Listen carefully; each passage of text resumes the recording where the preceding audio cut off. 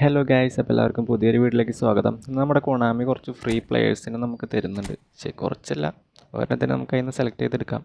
അപ്പോൾ എല്ലാവർക്കും ഡൗട്ട് ഉണ്ടാവില്ല ഏത് പ്ലെയറാണ് നല്ലത്, ഏതാണ് വേസ്റ്റ് എന്ന്. അപ്പോൾ നമുക്കതൊന്ന് നോക്കി നോക്കാം. ഫസ്റ്റ് ഓഫ് ഓൾ ഞാൻ പറയുകയാണെന്ന് വെച്ച് കഴിഞ്ഞാൽ നിങ്ങളുടെ സ്ക്വാഡിൽ ഏത് പ്ലെയറാണോ നിങ്ങൾക്ക്, അല്ല ഏത് പൊസിഷനാണോ കുറച്ച് വീക്കായിട്ട് തോന്നുന്നത് അവിടേക്കാണ് നിങ്ങൾ സെലക്ട് ചെയ്യേണ്ടത് പ്ലെയേഴ്സിനെ.